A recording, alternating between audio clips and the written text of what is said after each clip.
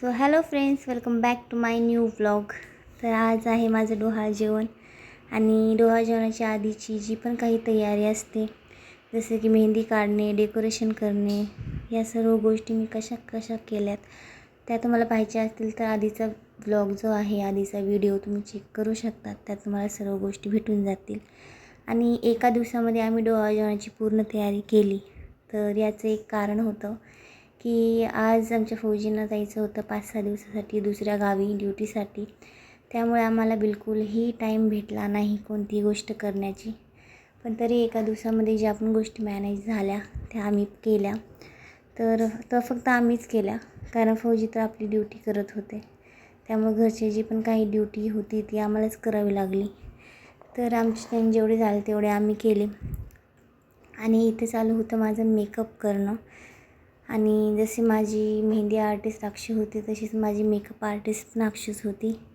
आणि शेवटी फायनली मी इथे झाले होते माझ्या डोहाळ जेवणासाठी एकदम रेडी.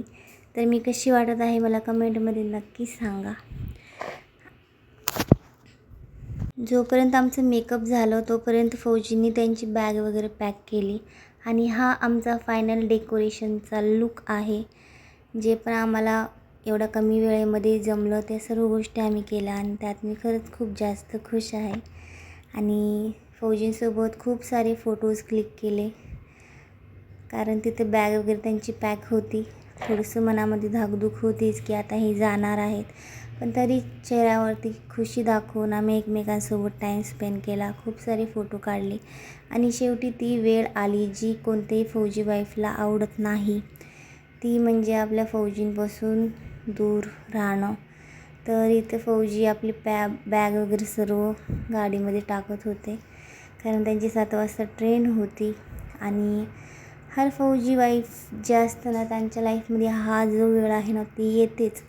काहीतरी महत्त्वाची वेळ असते, महत्त्वाचा क्षण असतो आपल्या लाईफमधला. पण तर त्यावेळेस फौजींना आपल्या घरची जिम्मेदारी सोडून देशाप्रतीची जिम्मेदारी निभावावी लागते.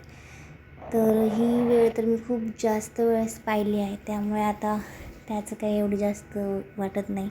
हसी खुशी त्यांना पाठवलं. आणि ज्या पण आपल्या शेजारच्या लेडीज वगैरे मी बोलवल्या होत्या त्या पण सर्व आल्या होत्या. आणि जास्त जण कोणाला सांगितलं नव्हतं, मोजून 7 जणांना सांगितलं होतं, कारण जास्त टाईम पण नव्हता आणि खूप जास्त काही तयारी पण नव्हती केली. सर्वांना कोल्ड्रिंक्स दिले. आणि इथे माझा डोहाळ जेवणाचा ओटी भरण्याचा कार्यक्रम जो आहे तो सुरू झाला. खरं सांगायचं तर त्यांना हसी खुशी तर मी जाऊ दिलं, पण तरी मन थोडंसं उदास होतंच. कारण की सर्व स्त्रियांच्या लाईफमधला डोहाळ जेवणाचा जो कार्यक्रम असतो तो खूप इम्पॉर्टंट आणि खूप छान आणि सुंदर असा क्षण असतो. त्यातल्या ज्या आठवणी असतात त्या खरंच खूप चांगल्या असतात. पण त्या टायमिंगला पण ते माझ्यासोबत नाहीत असं वाटल्यावर थोडंसं मन उदास होतं. कारण गौरवीच्या टायमिंगला पण, डिलिव्हरीच्या टायमिंगला पण ते माझ्यासोबत नव्हते. ते अक्षरशः 1.5 महिन्यानंतर आले होते. त्यांना 1.5 महिना पण त्यांच्या मुलीचा चेहरा बघायला नव्हता भेटला. व्हिडिओ कॉल वगैरे त्यांनी बघितला होता, तोपर्यंत त्यांना 1.5 महिना सुट्टी नव्हती भेटली. तर असे खूप काही क्षण असतात आर्मी लाईफमध्ये, ते आपल्याला ना का फेस करावे लागतात. तर चला, आज मी काही जास्त सांगणार नाही. तर आज माझा खूप चांगला खुशीचा दिवस होता. त्या सर्व गोष्टी मी साईडला ठेवल्या.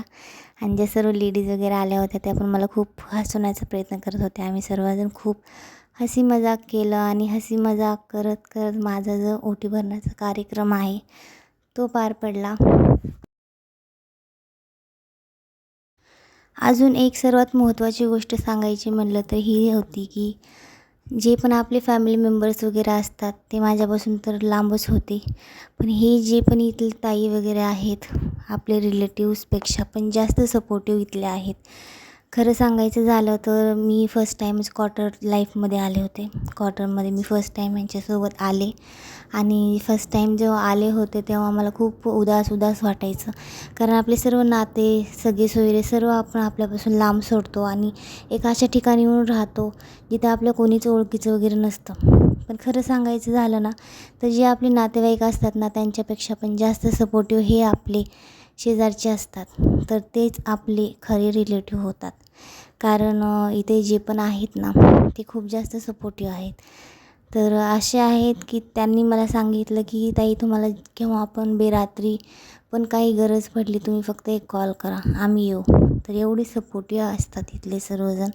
आणि मला तर हर वेळी जिथं पण तिकडच्या क्वार्टरमध्ये पण भेटलेले आणि या क्वार्टरमध्ये पण भेटलेले सर्व जे पण ओळखीचे आहेत, ताई वगैरे आहेत, हे सर्व खूप जास्त सपोर्टिव्ह आहेत.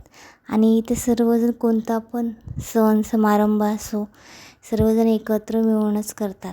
या गोष्टींना खरंच मला खूप जास्त आवडतात.